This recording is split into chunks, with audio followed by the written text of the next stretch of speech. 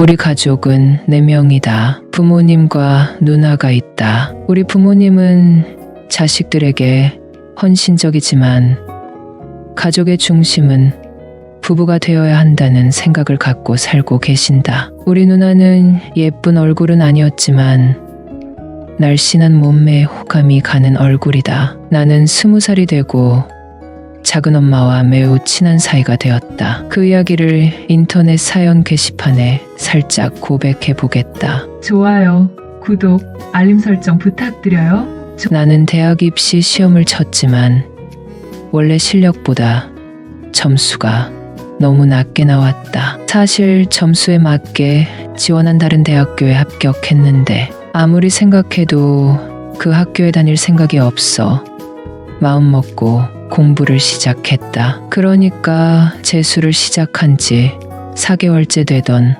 어느 날 일이 생겼다. 그런데 재수 생활은 정말 비참했다. 공부라는 것이 항상 책상 앞에만 앉아 있다고 해서 되는 것은 결코 아니니 가끔은 집 앞에 바람도 쐬러 가고 친구들과 만나서 어떻게 지내는지 얘기하고 술도 한잔 마시고 하면서 스트레스를 풀고 다시 마음 먹고 공부에 집중할 수 있었다. 그 당시 난 여자친구가 없었다. 그리고 여자와 깊이 사귀어 본 경험도 없었다. 고등학교 졸업 후 친구들과 가끔 모인 술자리에서 누구는 야, 내가 어제 여자친구와 만났는데 우리는 이미 성인이야 하고 자랑을 하는 녀석도 있었다. 그럴 때면 난 가끔 친구들의 그 경험에 아무 생각도 들지 않았다. 나도 언젠가 좋은 사람을 만나게 된다면 경험할 일이니 말이다. 부모님은 성인이 되면 연애할 일이 많고 한 사람만 사귀지 말고 기회가 되면 다양한 사람과 잘 만나보라고 하셨다. 그러니 친구들의 연애사에 조금의 부러운 마음도 들지 않았다. 따뜻한 봄이 되고 몇 년 전에 타던 인라인 스케이트를 꺼내 신었다. 무엇에 홀린 듯 말이다. 타본 지 몇 년 되었지만 워낙 운동신경이 좋아 금방 적응하고 집 근처 고수부지로 로드하러 갔다. 내 자만심은 곧 불행으로 이어졌다. 인라인을 타고 바람을 가르며 직진하고 있는데 옆에 가던 자전거와 부딪히고 말았다. 별일 없겠지 하며 헬멧만 쓰고 무릎 보호대, 손, 팔꿈치에는 안정장비를 끼지 않은 것이 화근이었다. 인라인 속도가 꽤 높다 보니 정강이뼈가 부러지고 손을 크게 다쳤다. 그것도 양 손을 말이다. 병원에서 긴급 수술을 했고 다리에 무거운 줄을 매달아 놓고 절대로 움직이지 말라고 했다. 병원 생활은 하루하루 고역이었다. 부모님께 집에 가서 누워있고 싶다고 퇴원 수속해달라고 했지만 병원에서는 퇴원하면 큰일 난다고 했다. 병원에 있는 한 달이라는 시간은 너무도 길고 지루했다. 재수생이 장기간 병원에 있다 보니 공부에 집중할 수 없었다. 공부하고 싶은데 손을 쓸 수 없었고 시간이 흐르는 것이 야속한 마음에 무척 답답한 하루하루를 보내고 있었다. 새벽부터 입원실 불을 켜고 대진을 도니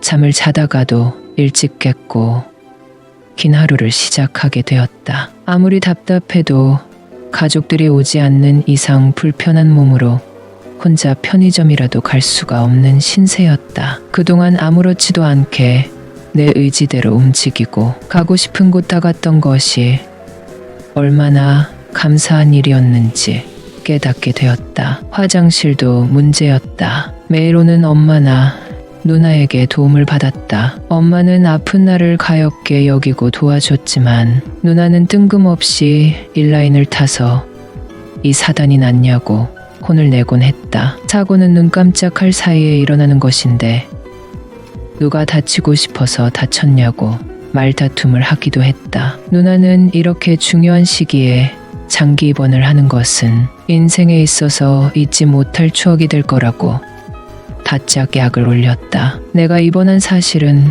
근처에 사는 작은 아빠 귀에도 들어갔다. 엎친 데 덮친 격이라고 외할아버지가 편찮으시다는 소식을 들은 엄마는 지방에 사시는 외할아버지를 보러 가셨고 누나는 시험 기간이라 아주 짧게만 병원에 왔다. 병원에 있는 간호사에게 화장실 도움을 받을 수도 없어서 민망한 상황이었는데 마침 작은 엄마가 병문안을 오셨다. 작은 엄마는 중학생 딸을 키우면서 오전에 방문학습지, 조제 포장 아르바이트를 한다고 했다. 재수 결심했을 때 용돈을 주며 격려해주던 예쁜 작은 엄마가 엄마에게 전화를 받고 병문안을 온 것이었다. 나는 민망하지만 작은 엄마의 손을 통해 급한 불을 껐고 작은 엄마도 개의치 않아 하는 표정이었다. 나는 기어들어가는 목소리로 작은 엄마,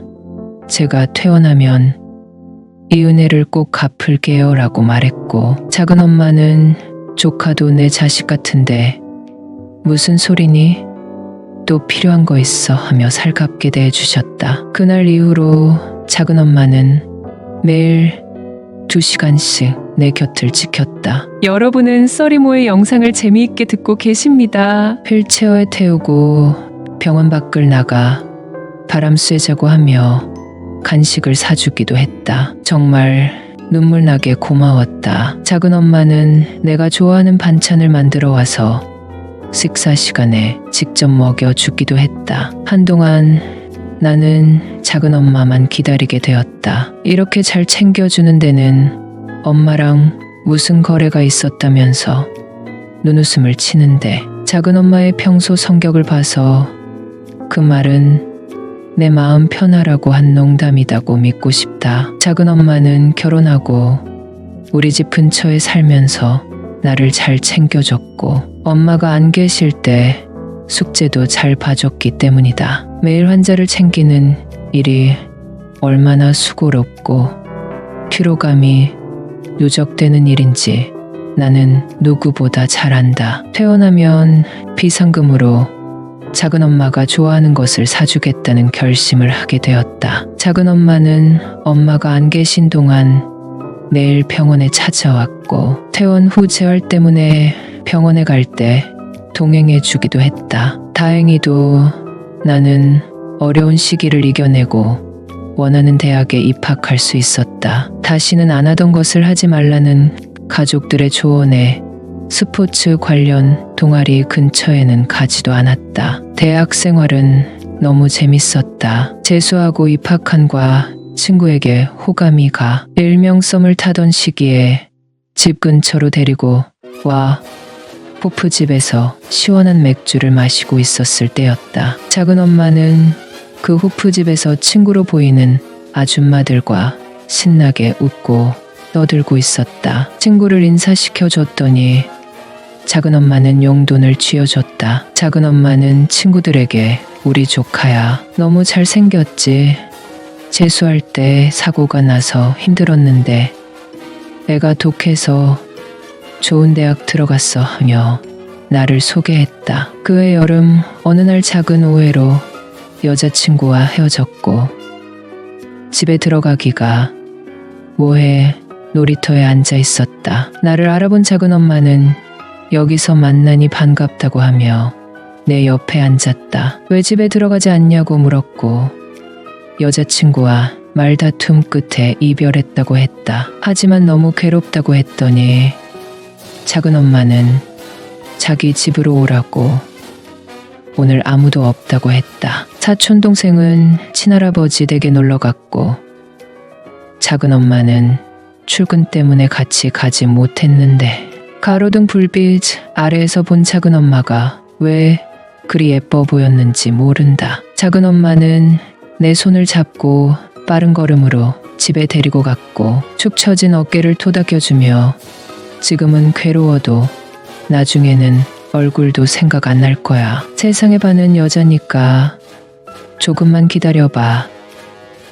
작은 엄마 말이 맞는 걸 알게 될 거야 하고 위로해줬다. 그날 우리는 새벽이 될 때까지 함께 이야기를 나누었다. 작은 엄마도 결혼해도 크고 작은 문제가 계속 생겨. 나도 잘생긴 조카한테 비밀 만들고 싶은데 괜찮아?